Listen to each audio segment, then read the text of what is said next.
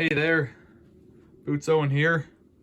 Bosch WFF 1800, Bosch WFK 2801, Bosch WFP 3300, Amila, and over here, Bosch WFF 2000.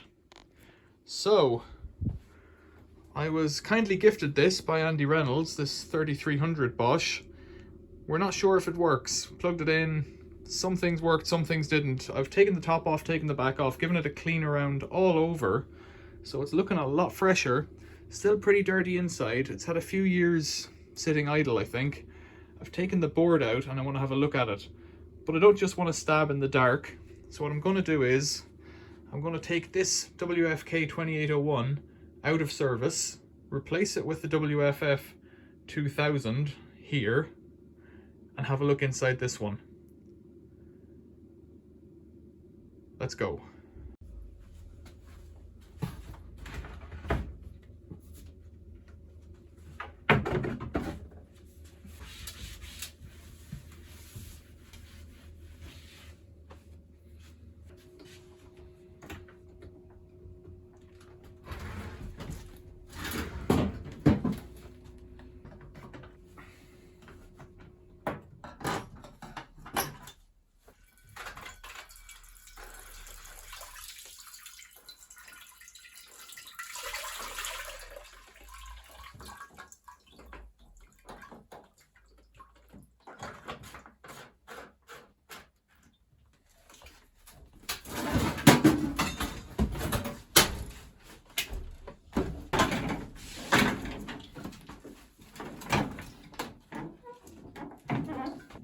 I made a video about this last week and I took the top off it and I have to put that back on now.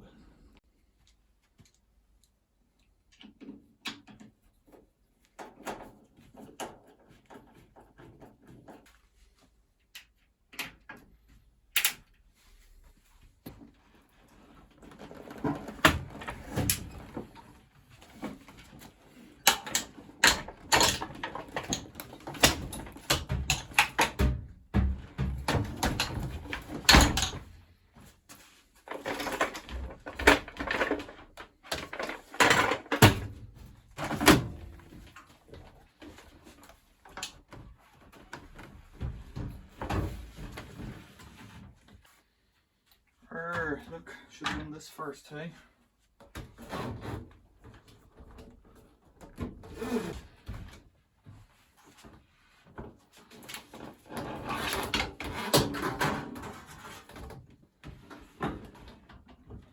There we go. So up on top I like to put these pieces of rubber, and I don't know if they make any difference really, but I think it might do something for dampening or something whenever it's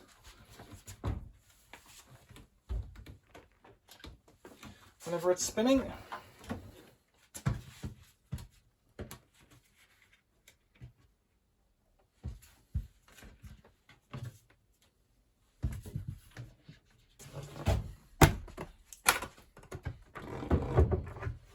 And there's the top back on. Tuck this guy in.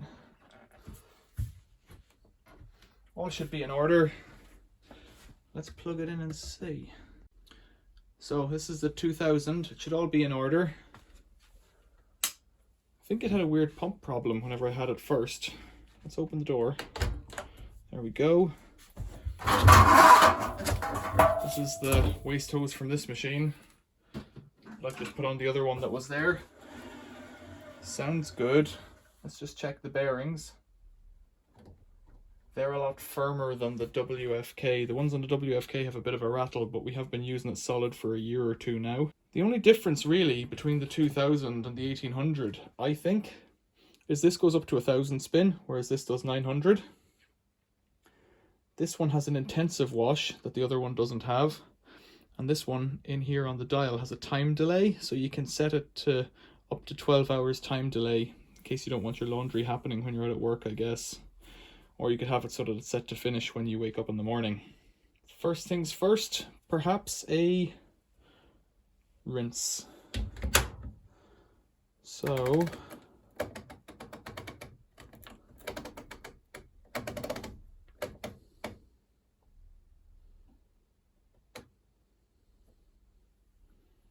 on. Oh, it's off already. Take off short wash, it's only on rinse. It's going through the main wash part. See there, it's taking on water in here for the rinse. Main on-off lights working, door lights working, and this controller's working, so that's all great. Motor's turning, water's coming in. The only other thing to check is the pump and the element. I'm pretty much confident that this is going to work, so I'll leave that for now. So this one's pumping out just fine, which means that I'm happy to do a test wash in it. So right now I've got it on a 40 coloured cotton wash. It seems to be coming up to temperature, so it seems to be working just fine. Doesn't seem to be anything else wrong with it, so that's excellent. This one is in position. Then, meanwhile, I have stripped down some of this WFK.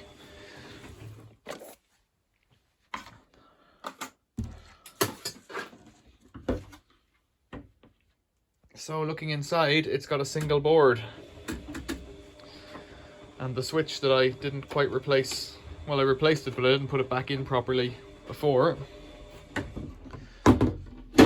WFP had 2 boards, so that's not great from my point of view. Also, this is a 1600 spin machine. They seem to have the same or a similar diameter of wheel there. It's a 611 62 AA1. And this is a 611 62 AA1, so it's the same part of a pulley. This pulley here, bizarrely, seems to be smaller than the one in the faster motor. No, in fact, that seems right. So it's got a bigger pulley here, and that means that it might go that bit faster. What it does mean, however, is that the machine parts aren't interchangeable. So if I put this motor on the WFP over here, it might not spin fast enough. And trying to get those pulleys off those motor shafts is a right job. I don't really want to do it. So we don't know if there's anything wrong with that yet. We don't know what's wrong with this machine. We're concerned about the control board that drives the motor, so I've taken it out. I have some other motors on the bench, but they have even smaller pulleys, and they are from a WFF3301 maybe, or something like that. Can't quite remember where they came from, but I think they both don't work. It's my recollection. This one certainly has no brushes in it. So this is the motor board that we thought was smoking. Looking at the back of it. In fact, I haven't looked at the back of it yet, so let's try and do this together. It doesn't seem to have any dud traces. It doesn't seem to have any dirty spots on it, big black dusty spots or anything like that. All in all, it looks okay. On the other side, difficult to see anything because of this metal shield, but also heatsink. 7 pins out, 5 pins in, and an earth. Don't believe there's an earth on the way out. Which one is the earth? Don't think there is an earth really on the way out. So, looking at this, it looks like these two here are for the tacho, because they're really small. Likewise, perhaps these two up here coming in are for the tacho, and the other 3 would be for power, because they're a little bit bigger, or even maybe just these 2 for power. Wonder why we'd have 3 sensors though. Whereas the other, so 2 for tacho with really small attachments, a little resistor in line, 5 with much chunkier traces going to a relay, double throw relay, possibly for changing direction. It has this big deal in the center, which I presume is some kind of a transformer, but I can't get in to see it. Could be like a toroidal transformer that's encased, don't know. We were told to look at, it's got a It's got a brain over here. NEC chip. I'm told to look at capacitors, of which I can see 2 here. Both look okay, don't look bulging anymore. There's another little one in there. Doesn't look too bad to me. That appears to be a AC to DC rectifier. Is that right? The right term? I might be completely wrong there, but that's just what it looks like to me. I need to have a look in there. GR. There it is, yeah. It looks like a rectifier, because the AC comes in with the curly line and the P plus over on that side. Presumably on this side there should be similar markings. I don't see them there. A big long resistor there, which was suggested might have been smoking. Any part of it could have been damp or dusty, and that could have gone hot. In here we've got, or it's not a resistor, doesn't look like a resistor, although it is only 2-legged, so it may be some kind of a resistor. It looks like the center leg is chopped off actually. I'm not sure what that does. One of these should be a triac and one has 2 legs actually, so what would that be? GR, so TS1 is transistor 1 I would imagine.